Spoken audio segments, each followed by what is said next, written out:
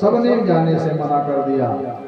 श्री राम जी, मैया जी और लक्ष्मण जी तीनों लोग ने सुमंत जी के साथ जाने से मना कर दिया।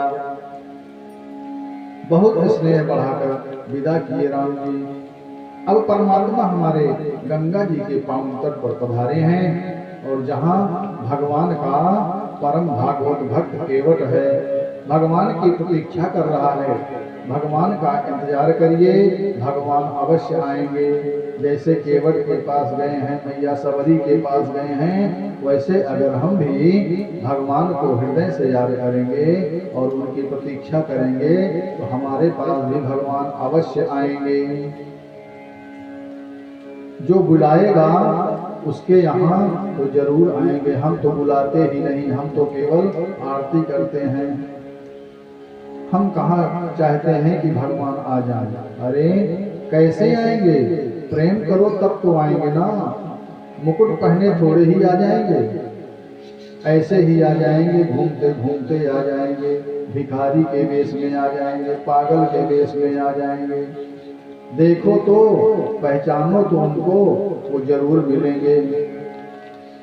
तुलसी इस संसार में सबसे मिलियो धार, और ना जाने किस वेश में नारायण मिल जान, ना जाने किस वेश में नारायण मिल जाए।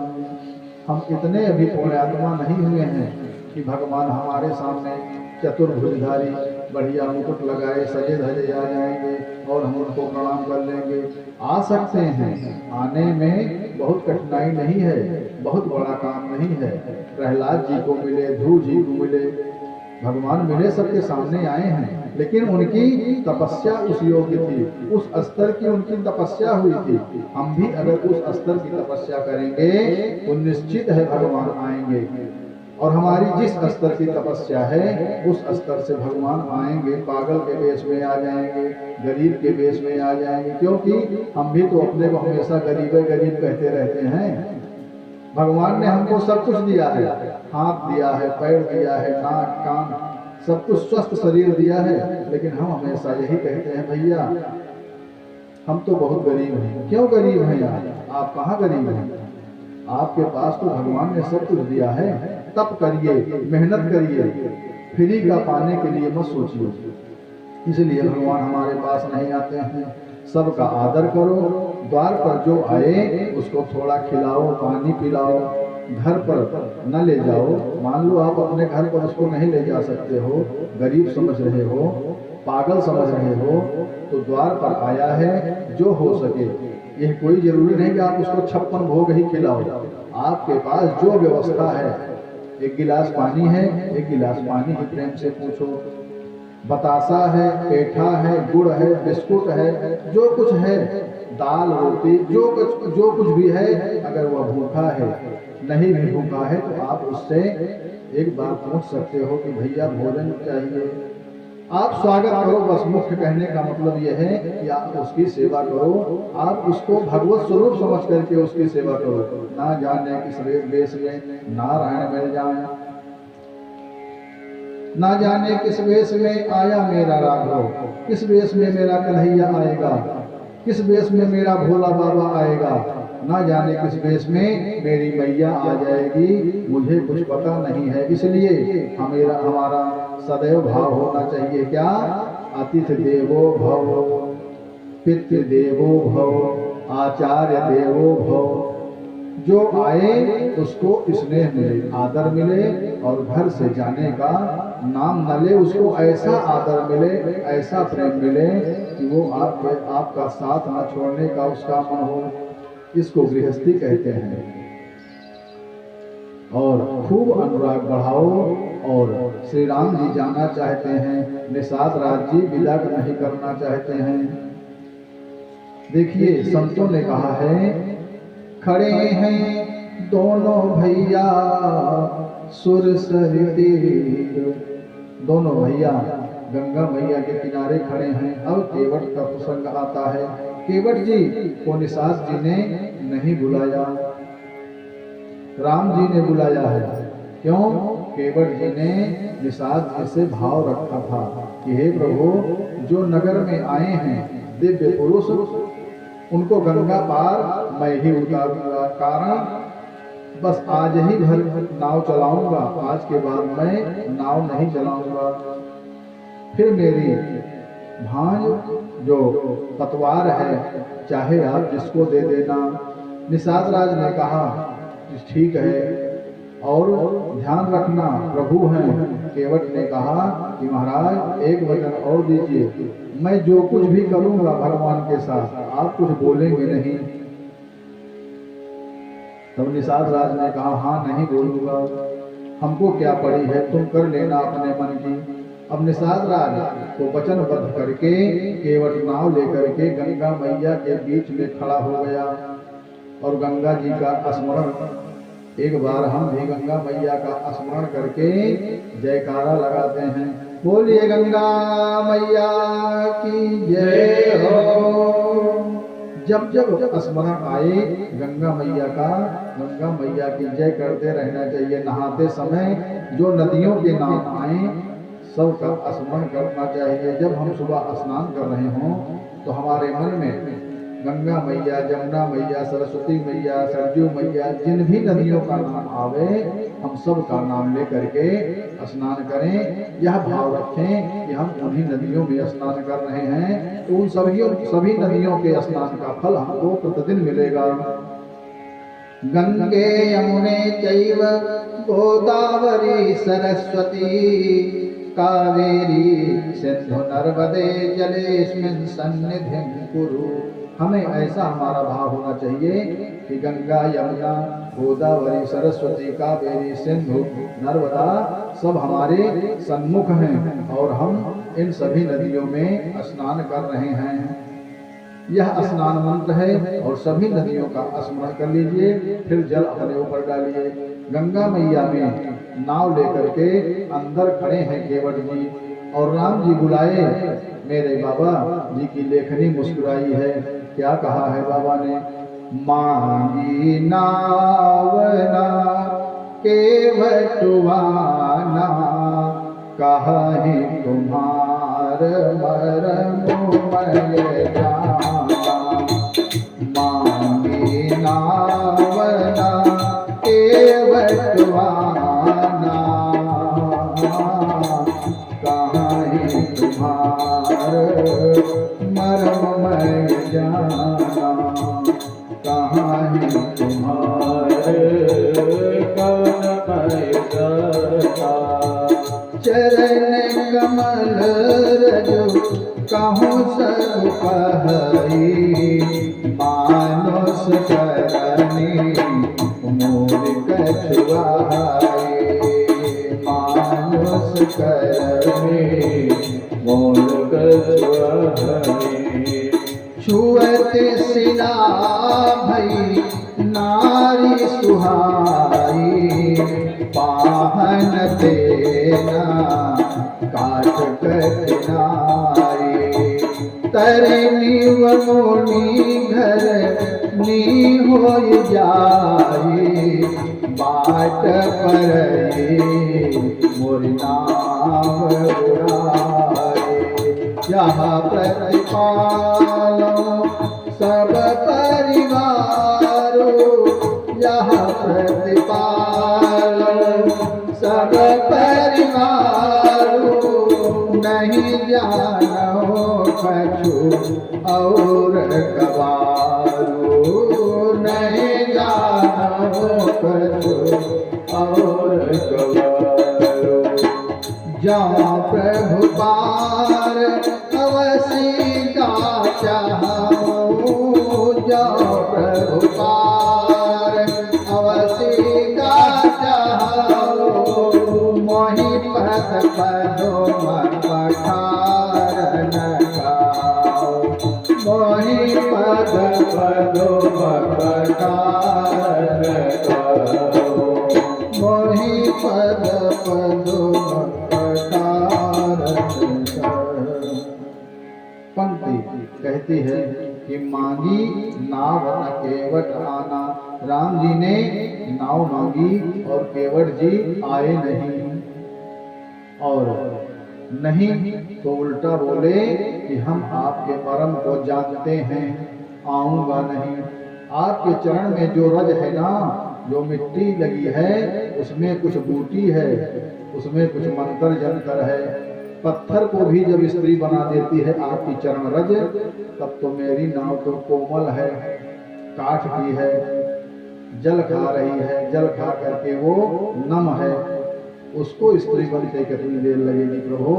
जब पत्थर मूर्ति स्त्री बन सकती है तो मेरी नाव भी स्त्री बन जाएगी। कथा ये कहती है कि भगवान पर कभी दोष नहीं लगाना चाहिए, या भक्त का स्वभाव है। और केवट जी ने भगवान को कहा कि हे प्रभु, दोष आप में नहीं है, चरण के रज की ऐसी महिमा है आपके। देखिए बाबा कवितावली में क्या लिखते हैं। केवट कहता है, रावरे दोष न पायन को, पग धूरि को भूरि प्रभाव महा। रावर दोष न पायन को, पग धूरि को भूरि प्रभाव महा है। और पाहन ते बन बाहन काठ को, कोमल है जल खाई रहा है। पावन पाए पखारे के नाम, चढ़ाई हो वाय सुहोत कहा है। और तुलसी सुनी केवट के, बर बैन हसे, प्रभु जान की ओर हा हा हा हा हा है। आप में दोष नहीं है प्रभु, पग की आपके चरण की रज की महिमा है, जिसको स्पर्श करेगी रूप बदल देगी। आपके चरण रजी जिसको स्पर्श करेगी वह तुरंत रूप बदल देगी। क्या होगा? नारी हो जाएगी। कैसे? मेरी नाव तो जल में है प्रभु, कोमल है, इसमें रज लगी तो स्त्री हो जाएगी। और एक स्त्री घर में है प्रभु, जब दूसरी स्त्री आ जाएगी तो क्या हाल होगा? एक को तो संभाले नहीं बनता है, दूसरी आएगी तो कैसे संभालेंगे? एक की सेवा तो 24 घंटे की ड्यूटी है, और दूसरी होगी तो हम कैसे निभाएंगे? केवट जी बड़े भाव श्रद्धा से कहा कि हे ठाकुर जी, इसी नाव से हम अपने परिवार का पेट पालते हैं, इसी नाव से हम अपने परिवार का भरण पोषण करते हैं। आप ऐसी कृपा करिए कि मेरी नाव भी बची रहे और आपका गंगा मैया हम आपको पार भी करवा दें, ऐसा उपाय बताइए। और हम जो बता रहे हैं आप उपाय मत बताइए, हम जो बता रहे हैं उसी को आपको मानना है। अब भगवान मुस्कुराए मन ही मन। क्यों? केवट जी की निर्मलता और भगवान की निर्मलता ही पकड़ती है।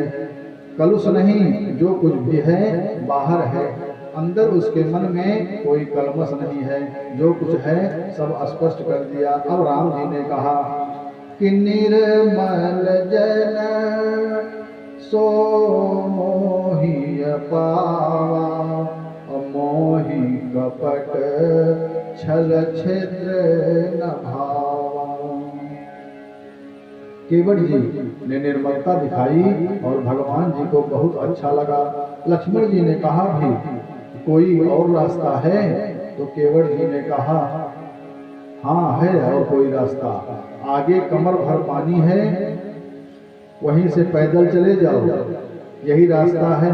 तब राम जी मौन हैं और केवट जी ने कहा अगर जाना जरूरी है तो पैदल चले जाएंगे, नहीं जैसा हम कह रहे हैं वैसा करिए, हम आपको पार लगा देंगे नैया से। जाओ प्रभु पार अवसिगा चाहू, अब मोहि पद पदुमा पखार न कहू।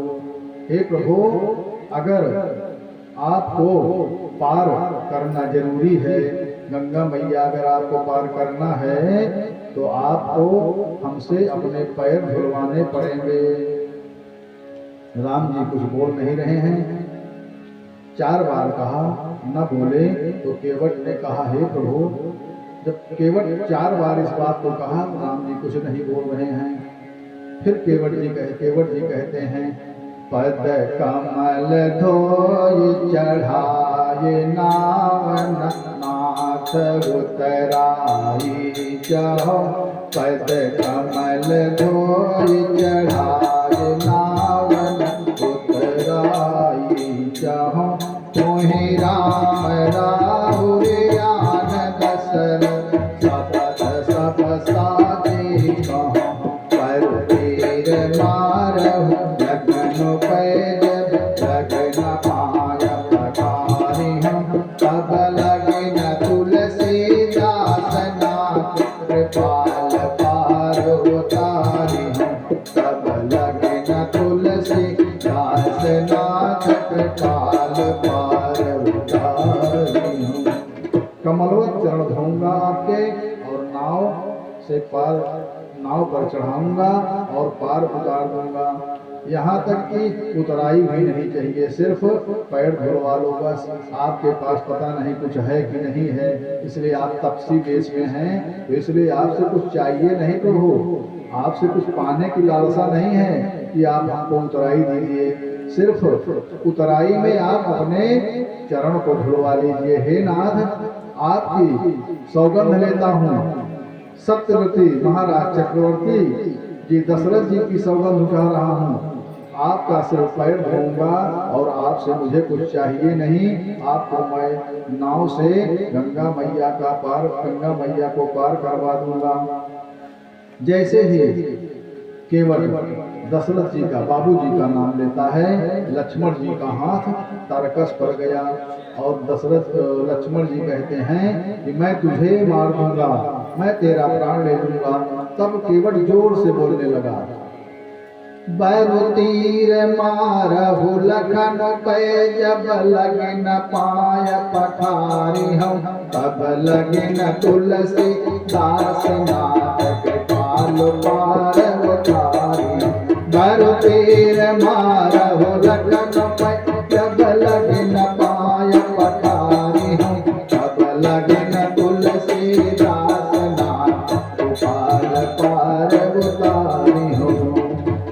प्रभु लक्ष्मण जी अब मार भी देंगे, तो जब तक पांव नहीं पखारूंगा तब तक मैं नाव पर नहीं चढ़ाऊंगा। केवट कहता है लक्ष्मण जी से कि आप मुझे मार भी देंगे तब भी मैं अपनी नाव पर आपको नहीं चढ़ाऊंगा। अगर आपको हमारी नाव पर चढ़ना है तो हमसे अपने चरण को धुलवाना पड़ेगा। सुन केवट के बैन प्रेम लपेटे अटपटे और बिहसे करुणा चितय जानकी लखन तब। केवट के ऐसे वाणी को सुन करके, प्रेम से अटपटे हुए लपेटे बैन वाणी को सुन करके करुणा निधान जानकी जी की तरफ और लखन जी की तरफ मुस्कुरा करके देखते हैं। सीम की चाप सकई को तासु और बड़े रखवार रमापति जासु। भक्त की रक्षा भगवान करते हैं, और जब भगवान को रखना है ना तो अपने को क्यों भय में रहना। जब भगवान ही भक्त की रक्षा करते हैं तो भक्त को भय किस प्रकार का। वो भगवान के भक्ति पर अपने आप पर इतना विश्वास रख रहा है कि लक्ष्मण जी हमारा कुछ नहीं कर पाएंगे, हमारे तो श्री राम जी सामने खड़े हैं। भक्त का संकल्प भगवान पूरा करते हैं और भगवान का व्यवहार भगवान ही संभालें। जो संकल्प है भक्त का वो भक्त का संकल्प नहीं है, वो भगवान का संकल्प है। भगवान ने ही तो भक्त को संकल्प दिलवाया है, तो उनकी जिम्मेदारी है, वो जैसे चाहें वो वैसे पूरा करें। अगर प्रभु ने इस शरीर द्वारा 108 यज्ञ संकल्प दिलवाया है, 108 यज्ञ करने का संकल्प दिलवाया है, तो उनकी जिम्मेदारी है, वो पूरा करें। कैसे करेंगे वो जाने, हमको कुछ नहीं पता है। आज तक 48वीं यज्ञ चल रही है, आज तक इस दास को कुछ भी पता नहीं है कि कैसे यज्ञ पूरा हो जाती है। तो प्रभु की कृपा है पूरा उनको करना है, हमको तो बस आगे बढ़ते रहना है। भगवान का परिवार है, भगवान ही संभाले। ये जो परिवार है, बाल बच्चे हैं, माता पिता हैं, ये सब भगवान के दिए हुए हैं। उनकी सेवा, उनकी व्यवस्था उनकी जिम्मेदारी है। आप सौंप दिया इस जीवन का सब भार प्रभु के हाथों में है। जीत प्रभु के हाथों में और हार प्रभु के हाथों में। परमात्मा ने केवल की निर्भयता देख करके कह दिया कि यहाँ भी नारायण यहाँ भी मुस्कुराए और अपनी लीला शुरू कर दी। क्या? कृपा सिंधु बोले मुस्काई, असोई करु जेहि तब नाव न जाई। बेगुआनी जल पय पखारू, अहोत विलंब उतारि पारू। भगवान मुस्कुरा करके कहते हैं कि हे केवट, जैसे आपकी नाव बचे वैसे करो, लेकिन जरा शीघ्र करो, शीघ्र ही जल्दी करो। बड़ी तीव्रता से नाव दौड़ा करके केवट जी लाए हैं भगवान के पास और सम्मुख नाव को खड़ा कर दिया। गंगा जी ने देखा कि भगवान के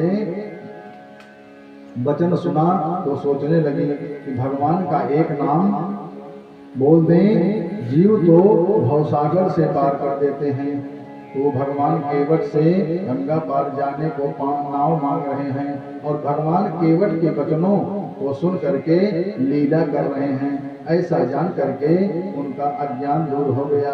गंगा मैया भी थोड़ा भ्रमित हो गई थी, उनका भी अज्ञान दूर हो गया। अब मेरे परमात्मा ने बड़ी मधुर लीला यहाँ की है। क्या की है कि किसी को पता भी नहीं चला।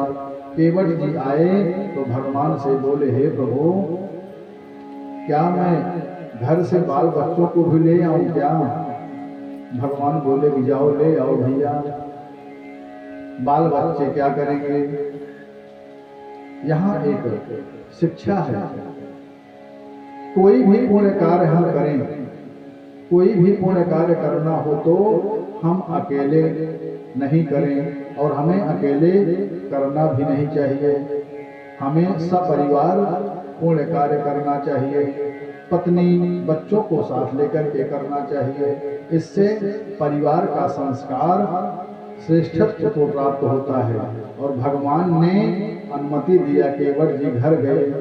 बाबा लिखते हैं कवितावली में, प्रभु रुख पाई गए बोलाय बालक घर नहीं, अब बंद गए चरण चहु दिस बैठी घेरी घेरी। छोटो सो कठौता भरी आनी पानी गंगा जो को, अधोई पाय पियत पुनीत बारी फेरी फेरी।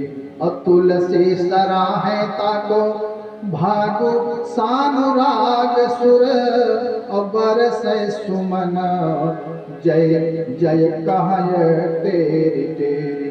अब विविध स्नेह सानी बानिया सयानी सुनी, अब हंसौ राघव जानकी लखन तन हेरी हेरी। केवट जी घर गए, पत्नी बच्चों को लाए और कठौता में गंगा जल ला करके सम्मुख रखे। प्रभु पांव रखिए। भगवान ने पांव रख दिया और केवट भैया ने बड़ी श्रद्धा से पांव को, प्रभु के पांव को पखारा और पांव पखारते जाते हैं और पीते जाते हैं। भगवत चरणोदक तीर्थ है। भगवान का चरणोदक हमको और आपको तार देता है। 3 ऋणों से ऋण कर देता है प्रभु का चरणोदक। परिवार में शालिग्राम जी की सेवा हो तो जरूर सेवा करें। सेवा करके ही बाहर जाएं और जो भी जाए चरणामृत लेकर के ही जाए। परिणाम जो नित्य भागवत भगवान से शालिग्राम जी का चरणामृत प्राप्त करता है, उसकी कभी अकाल मृत्यु नहीं होती है। अकाल मृत्यु हरणम सर्वव्याधि विनाशनम श्रीराम पादोदकं पीत्वा श्रीराम भक्तिं प्रकल्पते। अगर प्रभु का चरणामृत ले रहा है जीव तो उसको पुनर्जन्म होगा ही नहीं। क्या होगा? वह मुक्त हो जाएगा। जिस इष्ट की सेवा आप कर रहे हो, आपका जो भी इष्ट हो उसकी सेवा करो और उस इष्ट का स्मरण करो और उस इष्ट के चरणामृत को पान करो, सारे कष्ट दूर हो जाएंगे। यहाँ केवट जी माय पखाड़ते हैं और गुरुदेव भगवान कहते हैं, क्या कहते हैं? किसी साधक ने कहा है, संत ने कहा है, राघव चरण जल जात हो आज केवट पखारे। राघव चरण जल जात हो आज केवट पखारे। राघव चरण जल जात हो आज केवट पखारे। छोट कठौता में आनी के गंगा जल, छोटे कठौता में आने के गंगा जल। पुलक प्रफुल्लित गात हो आज केवट पखारे। पुलक प्रफुल्लित गात हो आज केवट पखारे। राघव चरण जल जात हो आज केवट पखारे। राघव चरण जल जात हो आज केवट पखारे। भरी अनुराग पलोटत पुनि पुनि। भरी अनुराग पलोटत पुनि पुनि। भरी अनुराग पलोटत पुनि पुनि। भरी अनुराग पलोटत पुनि पुनि। बरसत हृदय जुड़ात हो आज केवट पखारे। बरसत हृदय जुड़ात हो आज केवट पखारे। राघव चरण जल जात हो आज केवट पखारे। राघव चरण जल जात हो आज केवट पखारे। चुम चुम आखन के असुवन धोवत। चुम चुम आखन के असुवन धोवत। चुम चुम आखन के असुवन धोवत। चुम चुम आखन के असुवन धोवत। चुम चुम आखन के असुवन धोवत। चुम चुम आखन के असुवन धोवत। आनंद उरना समात हो आज केवट पखारे। आनंद उरना समात हो आज केवट पखारे। राघव चरण जल जात हो आज केवट पखारे। पुनि पुन पियत मुझत चरणों तक। पुनि पुन पियत मुझत चरणों तक। बोल भरन शिशोघात हो आज केवट पखारे। बोल भरन शिशोघात हो आज केवट पखारे। राघव चरण जल जात हो आज केवट पखारे। बरसत सुमन हरसे नभ सुरगना। बरसत सुमन हरसे नभ सुरगना।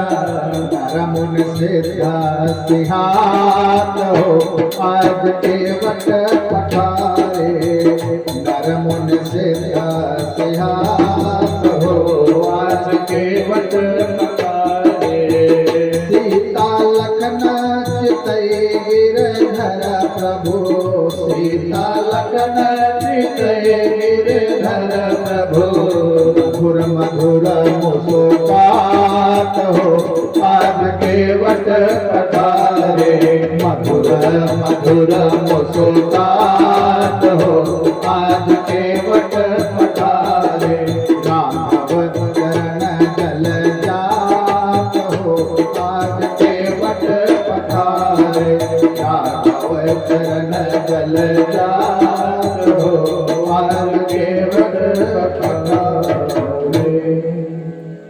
अति आनंद उमगी अनुरागा चरण सरोज पठारन लागा। भगवान आए, आनंद हुआ, चरण धोने को मिला और उमंग हुआ। राम जी ने अपना बना लिया, अनुराग हुआ। केवट भैया को आनंद हुआ, अनुराग बढ़ा, प्रेम बढ़ा और पद पखारे जलपान करी आप सहित परिवार पितरु पार करी प्रभु पुनि मुदित गयो ले पार। केवट भैया भगवान को नाव में बिठाए और माँ को भी बिठाए। निषाद जी को लक्ष्मण भैया को पितर देवताओं को तिलांजलि दी और गंगा जी को के पार ले गए और प्रभु ने माँ को पहले उतारा, फिर स्वयं उतरे। उसके बाद निषाद जी और लक्ष्मण भैया उतरे। अंत में केवट जी उतर करके प्रभु को दंडवत किया। बाबा कहते हैं केवट उतरे दंडवत कीन्हा और प्रभु सकोच यही नहीं कछु दीना और यही अकीसिय जान निहारी और मन मुदरी मन मुदित उतारी। कहे वह कृपाल ले ही उतराई केवट चरण गहे अकुलाई। केवट जी ने दंडवत किया। भगवान को संकोच हुआ, इन्हें कुछ दिया नहीं। भगवान मन में संकोच कर रहे हैं कि मैंने केवट जी को कुछ दिया नहीं। तो माँ ने भगवान को संकोच में जान करके अपनी मणि मुद्रिका निकाल करके भगवान के हाथ में रख दिया। और बाबा कहते हैं कि पिय ही किसिय जानी निहारी। बाबा कहते हैं और क्या कि पति के हृदय को जानने वाली मेरी माता ने अपनी पुत्रिका उतार दी और भगवान ने मांगा भी नहीं। माँ जान कैसे गई? माँ जान ऐसे गई कि पति का हृदय पत्नी के पास रहता है। अगर पति के हृदय में कुछ चल रहा है तो पत्नी ही पति का हृदय है और पत्नी को सब पता चल जाता है और पति का मन पत्नी के पास रहता है। तो एक दूसरे को हृदय और मन की बात जानकारी होती रहती है। यही असली पति और पत्नी हैं जो एक दूसरे के हृदय और मन की बात जान लें। केवट जी ने प्रभु मैया निषाद राज और लक्ष्मण जी को पद पखारने के बाद पार उतारा तो मेरे ठाकुर को संकोच होता है कि अब मैं इसको उतराई क्या दूं। देखिए केवट जी ने पार उतारने से पहले कितनी बात कही, उनको कोई संकोच नहीं हुआ है और भगवान को संकोच होता है। क्यों? क्योंकि भक्त जब भगवान की सेवा करता है और उसके बदले में भगवान अगर कुछ नहीं दे पाते हैं तो भगवान को भी संकोच होता है। किसी का संकोच बढ़ाना नहीं चाहिए, संकोच में रहना भी नहीं चाहिए और संकोच किसी का बढ़ाना भी नहीं चाहिए। इससे भी बढ़िया बात है कि किसी को संकोच में नहीं डालना चाहिए। और केवट जी ने संकोच में नहीं डाला प्रभु को। फिर हम सब भगवान की सेवा करेंगे और भगवान से किसी वस्तु की अभिलाषा नहीं करेंगे। जब केवट भगवान से किसी प्रकार की अभिलाषा नहीं किया तो हम सभी जीव को भी चाहिए कि भगवान का भजन, भगवान की पूजा, वंदना जो भी इस शरीर से हो सके बढ़ चढ़ करके ज्यादा से ज्यादा भगवान का ध्यान करें और भगवान से किसी भी प्रकार के फल की इच्छा न करें। प्रभु हमारी व्यवस्था के अनुसार जहाँ हमको जब जिस चीज की आवश्यकता होगी वो समय समय पर देते रहेंगे, क्योंकि यह व्यवस्था उनकी है, वो जगत के पिता हैं। जब हम हमारे पिताजी हमको क्या आवश्यकता है वो ध्यान देते हैं और समय समय पर उसकी व्यवस्था करते हैं, वो तो जगत पिता हैं भैया, वो तो निश्चित ही ध्यान देंगे। भगवान को भी संकोच नहीं है। अब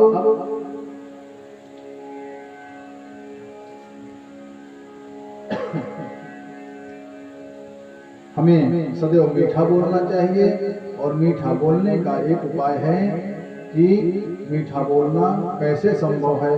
पक्षियों में मीठा कौन बोलता है? कोयल, और कोयल रानी मीठा क्यों बोलती हैं? सिद्धांत है साफ साफ ये सदगुरु कबीर का कि जिन रूप हंस धार लो बस हो गया भजन, मन की तरंग मार लो बस हो गया भजन। अपने मन की तरंगों को मार लो, समझो भजन हो गया। भगवान से हमको किसी प्रकार की इच्छा न रह जाए, समझो भजन हो गया। राम नाम लड्डू, गोपाल नाम घी, और कृष्ण नाम मिश्री, घोल घोल पी। यह कथा ही ऐसी है। देखो, एक बात सदैव ध्यान रखिए, कथा में कभी बुद्धि को प्रविष्ट नहीं कराना है। कथा में बुद्धि का काम नहीं है। यह कथा हृदय और मन का समन्वय है। कथा बोझिल भई तो नींद आने लगती है। 5 घंटा बैठे रहो, 8 घंटा बैठे रहो, अगर भगवान में श्रद्धा लग गई, मन लग गया तो नींद नहीं आएगी। समय का पता ही नहीं चलता। बालकांड के प्रारंभ में लिखा है, उपाय क्या? मीठा वही बोल सकता है जो भगवान के नाम का भजन करे। बिना भजन किए वाणी में मिठास नहीं आती है। जो भी भगवान के नाम का स्मरण करेगा वो मीठा बोलेगा। काकभूषणी जी महाराज की गाथा है। गरुड़ जी महाराज जब पधारे हैं, कथा आरंभ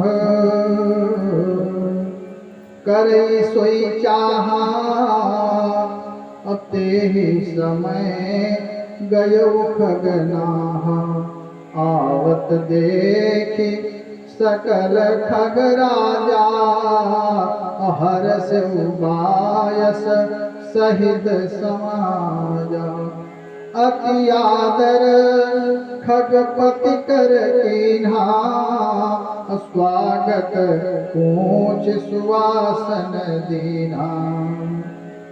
ऋषि श्रेष्ठ काकभूषणी जी ने गरुड़ जी महाराज का स्वागत किया, कुशल पूछी और श्रेष्ठ आसन दिया और पूजा की, चंदन लगाए, बैठाए और पूछा कि क्या आज्ञा है।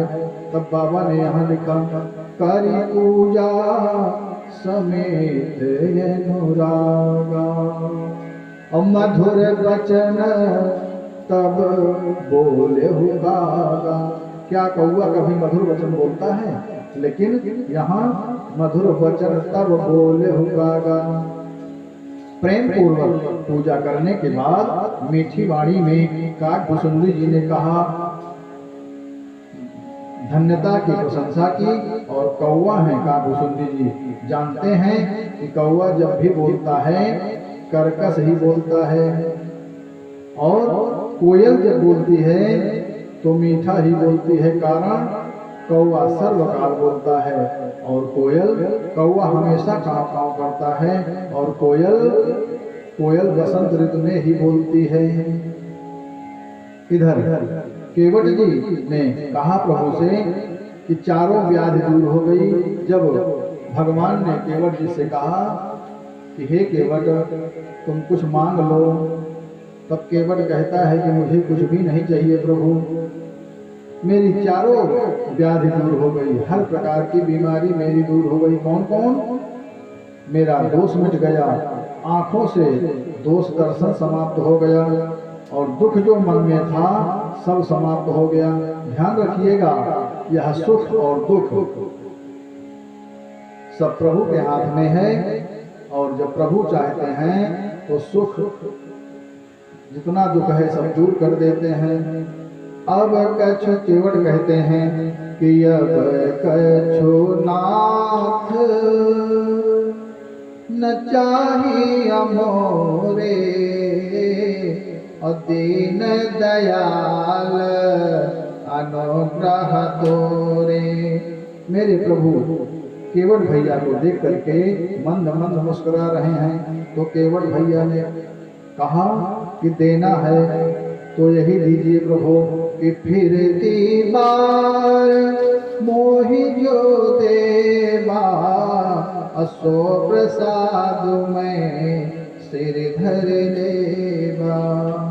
हे प्रभु आप जा रहे हैं, जाइए, जब वापस आइएगा तो जो आप चाहिएगा हमको दे दीजिएगा और हम उसको अपने सिर पर चढ़ा लेंगे, वही अपने को धारण कर लेंगे, उसी में हम प्रसन्न हो जाएंगे। विदा कीन्ह करुणायतन भगत विमल बरुदे। परमात्मा से भी कुछ नहीं लिया, तब केवट जी को भगवान ने विमल भक्ति भेंट कर दी। जब केवट ने भगवान से कुछ नहीं लिया तो भगवान ने केवट को अपनी विमल भक्ति प्रदान कर दी। और ये प्रभु ने दिया। और एक बड़ा प्यारा गीत है, देखिए इस चरित्र से हमको बड़ी प्रेरणा मिली है। जब केवट होकर के एक केवट जात का व्यक्ति, एक क्षुद्र जात का व्यक्ति जब भगवान से कुछ नहीं मांगा, तो हम जीव को भी भगवान से कुछ मांगना नहीं चाहिए। और इस गीत की एक एक पंक्ति बड़ी अद्भुत है। और यह गीत कभी कभी संत लोग गाते हैं, आइए हम लोग भी गाएं। मुझे तूने मालिक बहुत कुछ दिया है, मुझे तूने मालिक बहुत कुछ दिया है, मुझे तूने मालिक बहुत कुछ दिया है। तेरा शुक्रिया है, तेरा शुक्रिया है, तेरा शुक्रिया है, तेरा शुक्रिया है। प्रभु से कहता है कि हे प्रभु आपने हमको बहुत कुछ दे दिया है, सबसे बड़ी चीज तो आपने हमको यहाँ जन्म दिया, हमारी स्वस्थ शरीर रखी, हाथ पैर नाक कान सारी व्यवस्थाएं दी, सब कुछ तो आपने दिया है।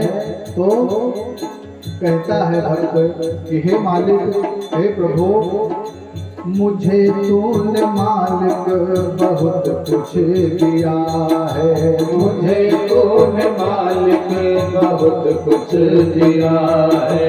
तेरा शुक्रिया है, तेरा शुक्रिया है, तेरा शुक्रिया है, तेरा शुक्रिया है।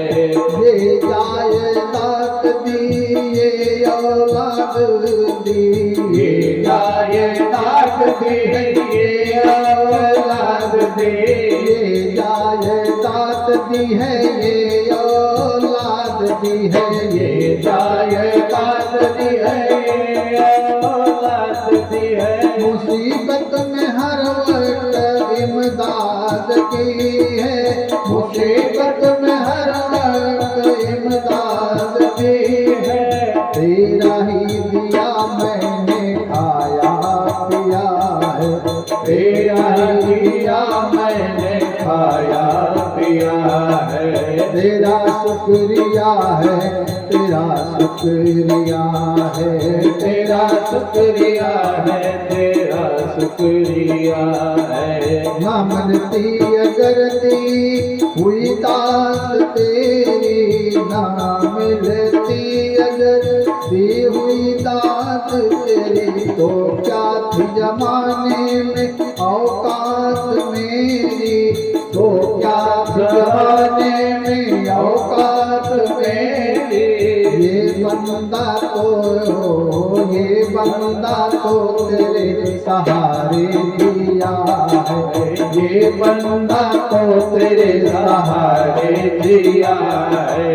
तेरा शुक्रिया है, तेरा शुक्रिया है, तेरा शुक्रिया है, तेरा शुक्रिया है।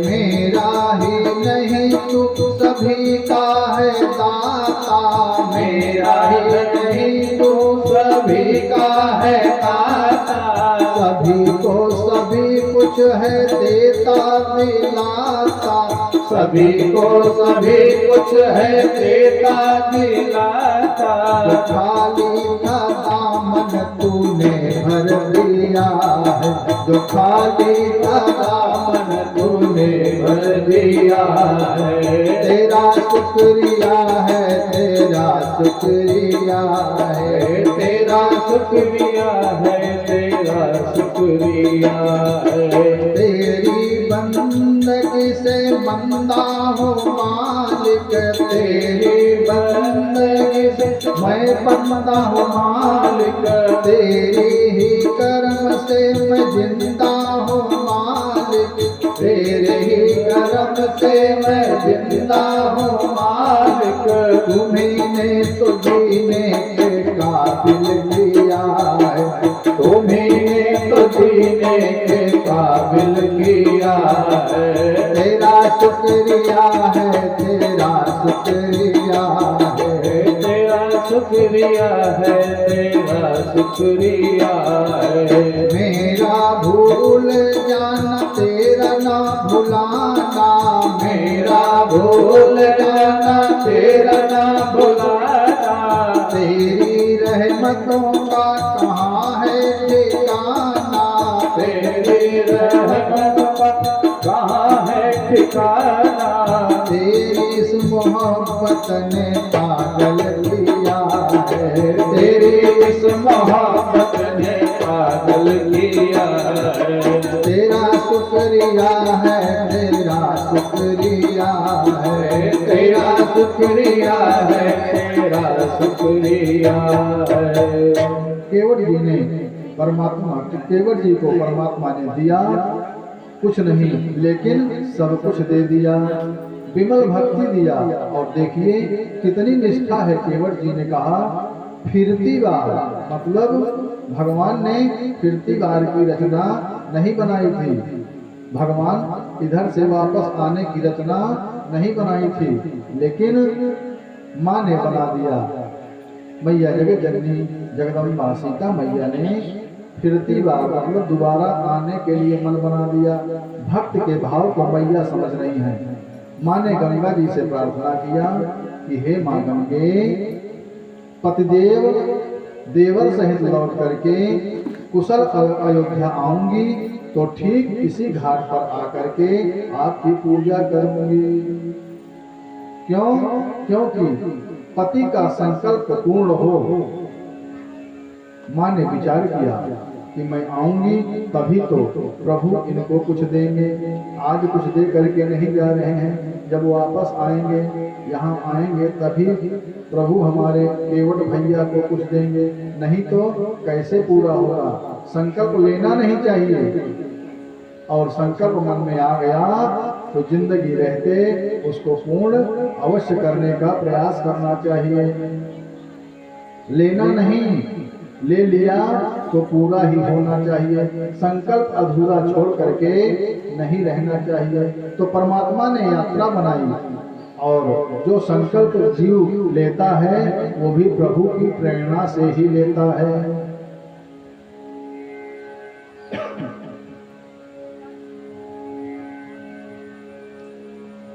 तो संकल्प पूरा होना चाहिए, संकल्प को अधूरा छोड़ करके नहीं रहना चाहिए। तो प्रभु परमात्मा ने यात्रा बनाई, गंगा जी ने आशीष दिया माँ को, और प्रभु आगे बढ़े, निषाद जी को भेजे, लेकिन निषाद जी जाना नहीं चाहते हैं।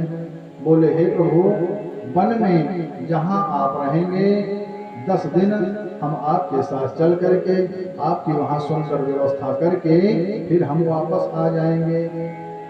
भगवान ने उनको साथ ले लिया, निषाद राज जी को साथ लेकर के चलते चलते परमात्मा मेरे प्रभु तीर्थराज प्रयाग पहुँचे, और श्रीमुख से प्रशंसा की। एक विश्राम मार्ग में लिया है ठाकुर ने, और फिर तीर्थराज पहुँचे हैं। तीर्थराज की श्रेष्ठता राम जी ने बखाना है गंगा यमुना की पावन लहरों का दर्शन किया और सरस्वती जी को वंदन किया है। और महात्मा गाते गाते भगवान आनंद में आ गए। महात्मा गाते गाते गंगा जी का महात्मा गाते गाते भगवान आनंद में आ गए। और तीर्थराज प्रयाग 3.5 करोड़ तीर्थों के राजा हैं। पाताल लोक, मृत्यु लोक, देवलोक और 50 लाख यत्र तत्र सर्वत्र जो तीर्थ बिखरे हैं, तीर्थराज प्रयाग उनके राजा हैं।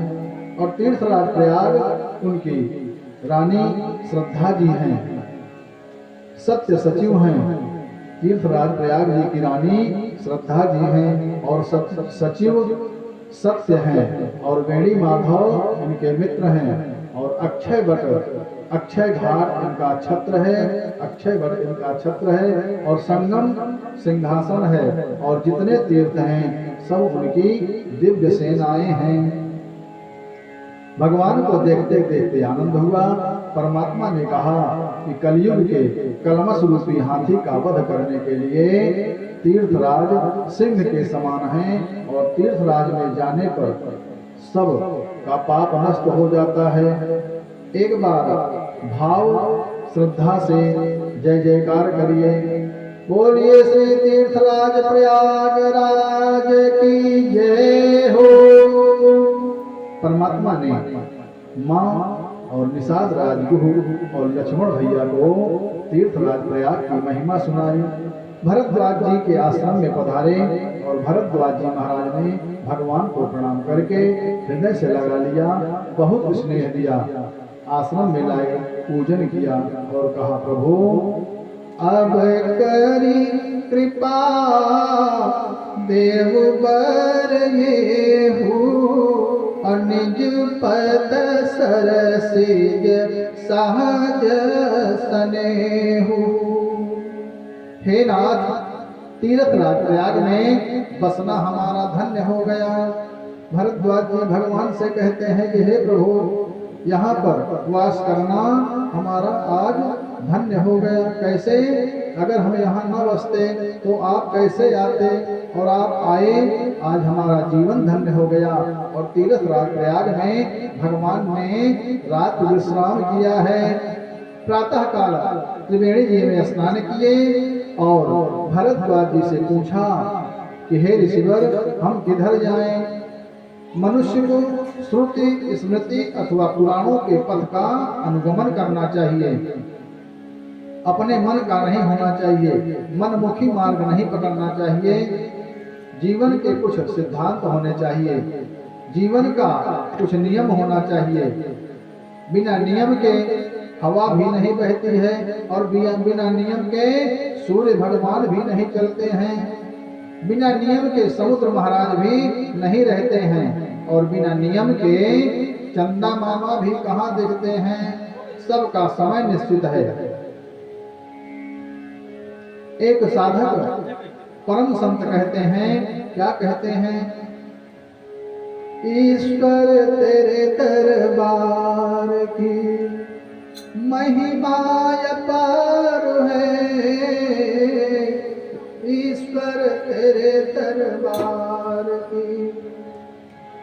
भक्त कहता है, साधक कहता है प्रभु से कि हे प्रभु, हे नारायण, आपके दरबार की महिमा बड़ी अपरंपार है। आज तक न कोई जान पाया है, न कभी कोई जान पाएगा। कैसे? ईश्वर तेरे दरबार की महिमा अपार है,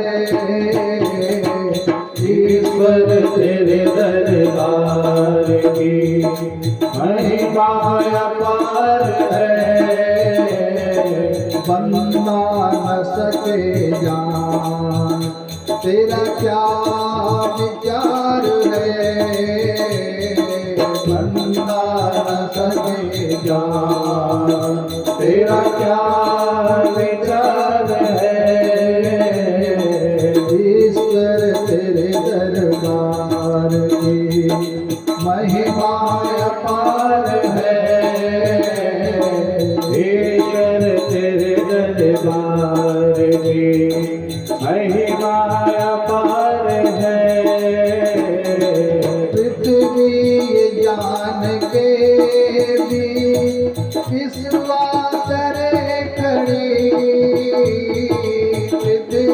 विज्ञान के भी विश्वास रे खड़े। सूरज चांद घूमते, सूरज चांद घूमते, इसके आधार है ईश्वर तेरे दरबार की महिमा अपार है। ईश्वर तेरे दरबार की सागर न तीर लांघते, सागर न तीर लांघते, सूरज रहे नहीं। सागर न तीर लांघते, सूरज रहे नहीं। चलती हवा मर्यादा से, चलती हवा मर्यादा से, किसके करार है। ईश्वर तेरे दरबार की महिमा अपार है। ईश्वर तेरे दरबार की भूमि बिछा है बिस्तरा, नदियों में जल भरा है। भूमि बिछा है बिस्तरा, नदियों में जल भरा है। चलती हवा दिन रात, चलती हवा दिन रात, जीवन का आधार है। ईश्वर तेरे दरबार की महिमा अपार है। ईश्वर तेरे दरबार की महिमा अपार है। ईश्वर तेरे दरबार की। सब कुछ नियमबद्ध है और हम भी नियमबद्ध हों। जीवन नियम में बंधा रहेगा तो आनंद आएगा। हमारे श्री चाचा जी हैं, श्री अमरनाथ जी, आज जो ये फिट हैं, स्वस्थ हैं, ये नियम में बंधे हैं। हमारे इस क्षेत्र में इनके बराबर आज तक कोई अभी नियम में नहीं बंधा है। इस अवस्था में भी आप सुबह पूरा कार्य करते हैं और पूरे घर की जिम्मेदारी देखते हैं। हमारे समाज को, हमको, बाल बच्चों को, युवा पीढ़ी को आपसे शिक्षा लेनी चाहिए। भगवान ने इनको जितना दिया है, ये चाहें तो सिर्फ आराम से बैठे रहें, इनको कुछ भी नहीं करना है, लेकिन ये सारा कार्य स्वयं करते हैं। खेती बाड़ी, गाय भी पाले हुए हैं 2-2 ठो, घर की व्यवस्था, और समय निकाल करके प्रतिदिन कथा में भी आते हैं और समय से आते हैं और आरती के बाद जाते हैं। हमारे समाज को इनसे शिक्षा लेनी चाहिए। नियम में हैं ये और फिट हैं, इसलिए हमको भी नियम में होना चाहिए। परमात्मा प्रातः काल जगे और भरद्वाज से पूछा। भरद्वाज जी ने कहा कि प्रभु, आप तो जब मार्ग सुगम है, मैं क्या कहूँ, आप तो सब जानते हैं, फिर भी आप मुझसे पूछते हैं।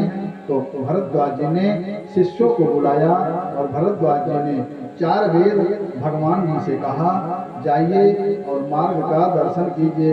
4 शिष्यों को बुला करके भगवान के मार्गदर्शन के लिए भेजा और परमात्मा मार्ग में लोगों को आनंदित करते हुए, सुख प्रदान करते हुए बाबा वाल्मीकि के आश्रम में प्रभु पधारे हैं। देखत बन सरसैल सुहाए, वाल्मीकि आश्रम प्रभु आए। राम दीख मुनि बासु सुहावन, सुंदर गिररी कानन जलपान। सरन सरोज बिटप न फूले, गुंजत मंजो मधुकर रस फूले। सोचे सुंदर आश्रम निरखे हर से राजीव नयन असुनी रघुबर आगमन मुनि आगे आयले। बाबा वाल्मीकि के पास राम जी पधारे हैं और यहाँ भी रात्रि विश्राम किया है। अब बाबा वाल्मीकि जी से भगवान राम जी ने अपने निवास का स्थल पूछा। श्री वाल्मीकि जी से भगवान श्री राम अपने निवास का स्थान पूछते हैं। 3 ऋषियों की गाथा है, स्मरण रखिएगा। 3 ऋषियों से भगवान ने 3 बात पूछी है। ऋषि श्रेष्ठ भरद्वाज जी से चलने का मार्ग पूछा है कि किधर जाऊंगा, और वाल्मीकि जी से निवास का स्थान पूछा है कि कहाँ रहूं, और ऋषि श्रेष्ठ अगस्त्य जी से महाराज से रावण को मारने का मंत्र पूछा है कि कैसे रावण को मारूं। वस्तुतः जीने का और रहने का और जाने का ढंग संत महापुरुषों से ही जानना चाहिए। कौन बताएगा? जो इसका विचार करेगा वही तो बताएगा। संसारी अपने मार्ग का विचार करता है, लेकिन महापुरुष पुरुषार्थ के मार्ग का विचार करते हैं, राष्ट्र के हित के लिए विचार करते हैं। इसके लिए प्रभु ने पूछा। बाबा वाल्मीकि जी ने भगवान राम जी को निवास के 14 स्थान बताए। यहाँ आपको संक्षेप में बता करके आगे बढ़ने का प्रयास। बाबा वाल्मीकि जी ने कहा, बाबा वाल्मीकि जी ने बात को घुमा दिया। कैसे?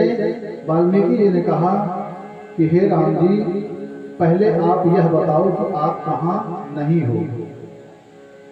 जब आप यह बताएंगे कि आप कहाँ नहीं हैं, तब हम आपको बताएंगे कि आपको कहाँ रहना है। पहले आप जहाँ नहीं हैं उस स्थान का वर्णन कीजिए। अभी तो हमें यही नहीं पता है कि आप कहाँ नहीं हैं, हमको तो यही पता है कि आप सर्वत्र हैं। तब हम आपको कैसे बताएं कि आपको कहाँ रहना है। पूछहु मोहि की रहहु कहाँ, अब मैं पूछत सकुचा, और जहाँ न हो तहाँ देहु कहीं, अब तुम ही दिखाओ ठाम। हे प्रभु, पहले आप ये बताओ कि आप कहाँ नहीं हो। आप जहाँ नहीं हो वहीं मैं आपको बता दूं कि आप जाओ वहाँ रहो। राम जी सिर झुका लिए। अब उनके पास कोई प्रश्नों का, उनके अगस्त जी के प्रश्न का उत्तर राम जी के पास नहीं है। आप तो सब समझते हैं, लेकिन हम मन में कहते हैं प्रभु आप तो सब समझ रहे हो, लेकिन हम लीला स्वरूप आए हैं तो मुझे तो बसना पड़ेगा ना, मुझे तो कहीं रहना पड़ेगा। तब बाबा वाल्मीकि जी कहते हैं कि आपको वहीं रहना है। कहाँ? जिनके कान का स्वभाव समुद्र सा हो, कथा रूपी नदियां कान में गिरे और वो हृदय भरे नहीं, वहां आप रहिए। आंख का स्वभाव चातक सा हो, निदरहि सरित सिंधु सर भारी, रूप बिंदु जहाँ होहि सुखारी। आँख का स्वभाव चातक सा हो और उनका हृदय आपके लिए उत्तम स्थान है। जिनकी जिह्वा आपके यश रूपी दिव्य सरोवर में हंसनी के समान गुण स्वरूप मोती को चुने, अर्थात आपके ही नाम का संकीर्तन गुण संकीर्तन में लगे हों। राम जी, आप उनके हृदय में आपका वास हो। सुगंध आपको अर्पित करके लें, भोजन आपको भोग लगा कर लें। श्रेष्ठ को देख करके जिसका सिर झुक जाए और हाथ से आपकी सेवा करे और चरण से आपके तीर्थ की यात्रा करे, राम जी वहां आपका वास हो। जो मनसा वाचा कर्मणा आपको आपके मंत्र राज का जप करे, तीर्थ करे, व्रत करे और ब्राह्मण देवताओं को भोजन करा करके बहुत भांति दान दे, सारे सत्कर्म करने के बाद केवल एक बात मांगे कि हे प्रभु, आपके चरणों में प्रेम बढ़े, उनके मनरूपी मंदिर में जानकी जी के साथ आप दोनों भाई बसिए।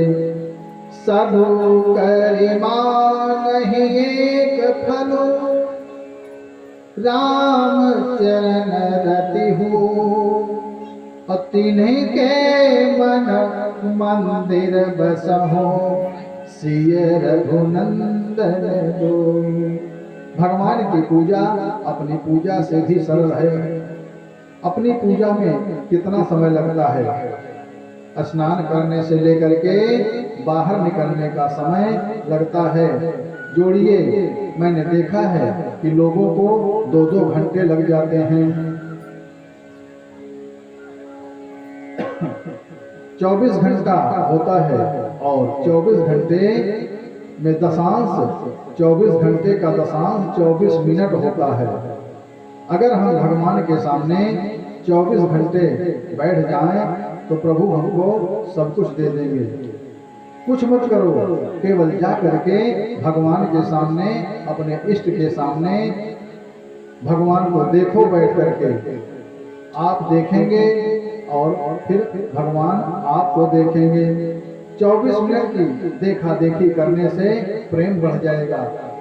कुछ नहीं करना है, ना पुष्प लेकर के जाना है, ना एक लोटा जल लेकर के जाना है, ना हल्दी, अक्षत, फूल, माला, बेलपत्र, फल, मीठा, कुछ भी प्रभु के सामने आपको लेकर के जाने की जरूरत नहीं है। आप अपने हृदय को, अपने शरीर को ले जा करके अपने इष्ट के सामने सिर्फ श्रद्धा और सुमन, श्रद्धा और विश्वास के साथ बैठ जाओ और 24 मिनट भगवान के सामने बैठ करके भगवान से सिर्फ नजरें मिला करके बैठो, अपने हृदय को भगवान में लगा दो। देखो तुम्हारा जीवन बदल जाएगा। 1 महीने लगातार करके दो, फिर देखो अगर जीवन ना बदल जाए तब कहना। 24 मिनट की देखा देखी करने से भगवान में प्रेम बढ़ जाएगा, अपने आप प्रीत प्रभु से बढ़ जाएगी। फिर आगे क्या होगा आप ही जानोगे। आइए एक गीत के माध्यम से।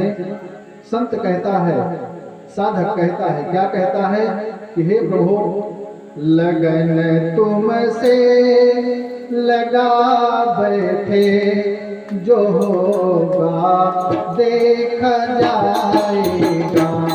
लगन तुमसे लगा बैठे, जो होगा देखा जाएगा। तुम्हें अपना बना बैठे, तुम्हें अपना बना बैठे, जो होगा देखा जाएगा। लगन तुमसे लगा बैठे, जो होगा देखा जाएगा। कभी दुनिया से डरते थे तो चुप चुप याद करते थे। कभी दुनिया से डरते थे तो चुप चुप याद करते थे। शर्म हम देख खा बैठे, जो होगा देखा जाएगा। शर्म हम देख खा बैठे, जो होगा देखा जाएगा। लगन तुमसे लगा बैठे, जो होगा देखा जाएगा। लगन तुमसे लगा बैठे, जो होगा देखा जाएगा। कभी डर था कि ये दुनिया हमें बदनाम कर देगी। कभी डर था कि ये दुनिया हमें बदनाम लो अब पर्दा उठा बैठे, जो होगा देखा जाएगा। लो अब पर्दा उठा बैठे, जो होगा देखा जाएगा। लगन तुमसे लगा बैठे, जो होगा देखा जाएगा। लगन तुमसे लगा बैठे, जो होगा देखा जाएगा। दीवाने बन गए तेरे, तो फिर दुनिया से क्या मतलब। दीवाने बन गए तेरे, तो दुनिया से भी क्या मतलब। सभी से दिल हटा बैठे, जो होगा देखा जाएगा। सभी से दिल हटा बैठे, जो होगा देखा जाएगा। लगन तुमसे लगा बैठे, जो होगा देखा जाएगा। मैं हूँ सर्वस्व दे सकता तुम्हारे एक इशारे पर। मैं हूँ सर्वस्व दे सकता तुम्हारे एक इशारे पर। ये दिल पुख्ता, ये दिल पुख्ता बना बैठे, जो होगा देखा जाएगा। ये दिल पुख्ता बना बैठे, जो होगा देखा जाएगा। लगन तुमसे लगा बैठे, जो होगा देखा जाएगा। तुम्हारी बेरुखी से दिल से ये मेरा टूट जाएगा। तुम्हारी बेरुखी से दिल ये मेरा टूट जाएगा। कि हम जीवन लुटा बैठे, जो होगा देखा जाएगा। कि हम जीवन लुटा बैठे, जो होगा देखा जाएगा। लगन तुमसे लगा बैठे, जो होगा देखा जाएगा। तुम्हें अपना बना बैठे, जो होगा देखा जाएगा। तुम्हें अपना बना बैठे, जो होगा देखा जाएगा। लगन तुमसे लगा बैठे, जो होगा देखा जाएगा। तुम्हें अपना बना बैठे, जो होगा देखा जाएगा। भगवान के सामने बैठिए, केवल